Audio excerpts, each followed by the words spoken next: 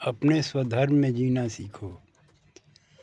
स्वधर्म स्वयं अपनी आत्मा है, अपना स्वरूप है। हम आत्मा ही हैं, हम आत्मा ही राम हैं। हम अपने स्वधर्म में क्यों न जिए कि दूसरे के स्वधर्मों में जाकर अपनी आस्था बना करके और दूसरे के इर्द गिर्द घूमें, दूसरे की बात को माने, दूसरे के जो है बातों में आकर के अपनी आत्मा को आत्मघाती बनावें। ये स्वधर्म सबसे बड़ा धर्म है। कृष्ण ने इस बात को कहा है कि अर्जुन, अपने स्वधर्म में तुम जीने की कला सीखो। स्वधर्म में जीने की कला है। स्वधर्म का मतलब अपना धर्म, अपनी आत्मा, अपने विचार के अनुसार, अपनी इच्छा के अनुसार हमें जीना है और हमें स्वधर्म में अपने में स्वतः स्थिर रहना है। अपने स्वधर्म में स्थित रह करके और अपनी चेतना के अनुसार स्वतंत्र होकर के आनंदपूर्वक परमानंद स्वरूप में स्थित रहना है। परमानंद स्वरूप में अपने को वास करना है।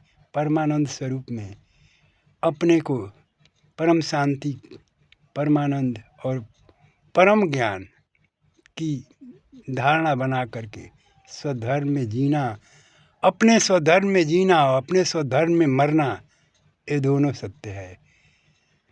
स्वधर्म से बड़ा कोई धर्म नहीं है। धर्म व्यक्तिगत होता है। धर्म किसी की दखलंदाजी नहीं है। धर्म किसी का सौदा करने की बात नहीं है। स्वधर्म किसी की गुलामी नहीं है। हम स्वतंत्र हैं। हम ईश्वर के घर से जब आए हैं, हम ईश्वर के अंश हैं। हम ईश्वरीय सत्ता में हमारा निवास स्थान है, तो हम ईश्वर ही हैं। हमें अपने बारे में ही अनुभव करना है, हम हैं कौन। अपने बारे में जैसे ही हम अनुभव करेंगे तो पाएंगे कि हम भी वही ब्रह्म के स्वरूप हैं। हम भी वही ब्रह्म हैं जो हमारा ब्रह्म स्वरूप अनादि काल से सनातन स्वरूप है। सनातन का अर्थ है पुराना, सबसे पुराना हमारा स्वधर्म, हमारा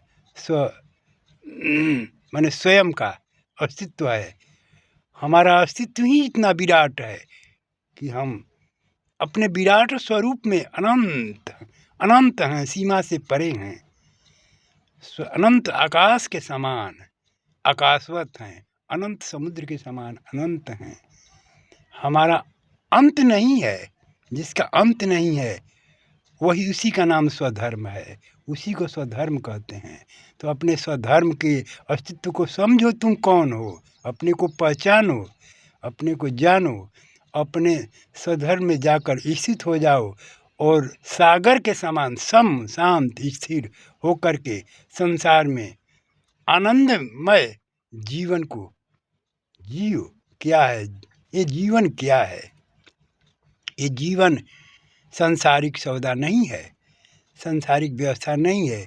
इसके लिए कोई धर्म नहीं है बाहर से निर्मित और निर्धारित।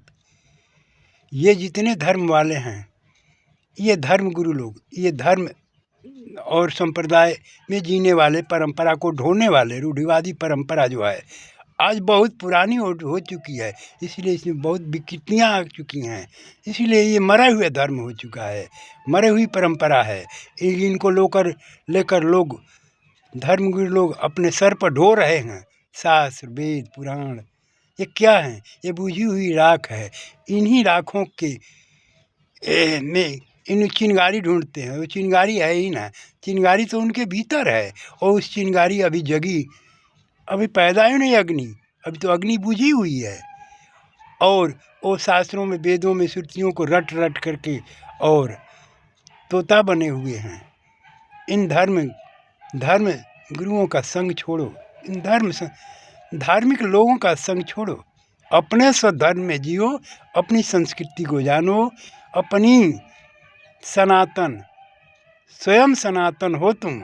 स्वयं अर्जुन ने साफ कहा है कृष्ण से, कृष्ण ने साफ कहा अर्जुन से, अर्जुन सबसे बड़ा सनातन तो हम हैं, हमारा ये आत्मा है, क्योंकि हमारा जन्म ही नहीं ना हमारी मृत्यु है। हमारी जन्म मृत्यु से हम परे हैं और हमारा धर्म भी नहीं है। हम सबसे बड़े सत्य हैं, हम सबसे बड़े धर्म हैं, हमसे बड़ा कोई धर्म है ना हमसे बड़ा कोई सत्य है। हम कालों के काल महाकाल हैं और मुझे काल तो छू भी नहीं सकता। काल का क्या हिम्मत कि मेरे पास आ जा। मैं स्वयं सत्य स्वरूप ही हैं, धर्म स्वरूप हैं और काल चक्र से परे हैं। जब हम काल चक्र से परे हैं, अपनी शाश्वत सत्ता में विश्राम करते हैं और हमें रहते हैं, तो हमें किस चीज़ का भय है, हमें किस चीज़ का डर है। मरने का भय तो संसारियों को होता है, जीवों को होता है, जो अज्ञानी लोग हैं, जो अज्ञानता में जी रहे हैं, जो दूसरे के धर्म में जी रहे हैं, दूसरे के सत्ता में जी रहे हैं, अपनी सत्ता को छोड़कर दूसरे के सत्ता में रहते हैं, दूसरे के पीछे डोलते हैं, चलते हैं। ये अज्ञानियों की सत्ता है। आज धर्म के नाम पर जितने ये बाहर ढकोसले रचे गए हैं, रूढ़िवादी परंपराएं ढो रहे हैं लोग, ये मरे हुए मुर्दे के समान ये धर्म है। ये धर्म मंदिरों में नहीं मिलेगी, मस्जिदों में नहीं मिलेगी, गिरजाघरों में नहीं मिलेगी। ये सत्य मंदिर मस्जिद गिरजाघर में नहीं है, सत्य तुम्हारे स्वयं में है। सत्य स्वयं में, धर्म तुम्हारे स्वयं में है। तुम स्वयं सत्य और धर्म के स्वरूप हो। अपने स्वधर्म को जगाओ, अपने स्वधर्म को पहचानो, अपने सत्य को स्वरूप को पहचान करके तुम स्वयं ही अपने सत्ता में विश्राम करो, आनंद करो और परम स्वतंत्र हो जा। परमानंद की यही स्थिति है। तुम स्वयं ब्रह्म हो, ब्रह्म कोई दूसरा कोई नहीं है संसार में। यही ब्रह्म स्वरूप ही पूरी सृष्टि है। ये आत्मा ही ये ब्रह्म स्वरूप हैं, समस्त आत्माएं ब्रह्म स्वरूप हैं। कृष्ण गोपियां ने अर्जुन से साफ कही कि हे अर्जुन से कही और इससे कही है जो है उद्धव जी से, उद्धव हमें धर्म सिखाते हो, हम अपने स्वधर्म में जीती हैं। तुम भी ब्रह्म हो और मैं भी ब्रह्म हूँ, इसमें थोड़ा सा भी अंतर नहीं है हमें तुम में। हमें ज्ञान मत सिखाओ, हमें अपने स्वधर्म में हम जीने की कला सीख चुकी हूँ। मुझे कृष्ण सोचेगा कि गोपियाँ हमारे जो है बस में है, तो मैं कृष्ण के बस में नहीं हूँ। और कृष्ण हमें अगर छोड़ देगा तो मैं कृष्ण को अपने योग शक्ति के द्वारा प्राप्त कर लूँगी। हमें वो ताकत है, हमें वो शक्ति है, क्योंकि गोपियाँ अपने आत्म शक्ति को पहचान चुकी थी। गोपियाँ अपने आत्म बल को पहचान चुकी थी। दहाड़ कर बोलती थी और उद्धव से दहाड़ कर बोली कि तुम भी ब्रह्म हो तो मैं भी ब्रह्म हूँ, तुमसे मुझे कोई बात नहीं है। मैं तो अपनी स्वधर्म में जीती हूँ। कृष्ण को मैं अपने प्राणपति मानती हूँ, मेरे प्राणपति हैं, मेरे स्वामी हैं, मेरे मालिक हैं। मैं उनको अपनी प्रेम दे चुकी हूँ, अपनी आत्मा दे चुकी हूँ। उन्हीं की आत्मा मेरी आत्मा, उनकी आत्मा मेरी आत्मा, दोनों हम एक हैं। तुम कभी हमको कृष्ण से अलग नहीं कर सकते हो। ये तो मेरी इच्छा है, मैं अपने शिक्षा में जीती हूँ, रहती हूँ। मेरी इच्छा है, तुम्हारी कोई इच्छा नहीं है इसमें, इसलिए तुम चले जाओ। ये है स्वधर्म। इसको जान करके जीव फिर सांसारिक बंधन से मुक्ति ही है। वो तो जो संशय मन में बने हुए हैं वो भी साफ हो जाती है। ये संशय मन बनाया है, मन भटका रहा है और मन ही गुलाम हमें बनाया है और सांसारिक आवागमन के चक्र में घसीट रहा है जन्मों जन्मों से। ये मन को पहचानो और मन से अलग हो जाए अपने, और तब अपने स्वधर्म में तुम जी सकते हो, रह सकते हो। स्वधर्म कोई गुलाम नहीं है, किसी गुलामी नहीं करना है। स्वधर्म आत्मा की स्वतंत्रता है। आत्मा मुक्त है और तुम मुक्त ही हो। और मुक्त पक्षी आकाश में उड़ रहा है, आकाश उसका है, किसी का गुलाम नहीं है पक्षी। आकाश उसका है, आकाश में स्वतंत्र होकर विचरण करती है पक्षी।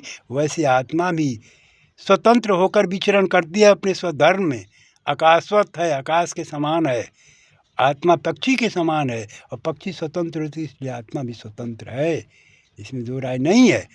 इसलिए हे मूर्ख प्राणियों, आँखें खोलो और देखो, अपने स्वधर्म को पहचानो और अभी और यहीं तू मुक्त हो जा। अपने स्वरूप को पहचान करके इस संसार से, जन्म मृत्यु के चक्र से छूट जा। यही मोक्ष मुक्ति है, यही स्वतंत्रता ही मोक्ष मुक्ति का नाम है। ओम शांति शांति शांति।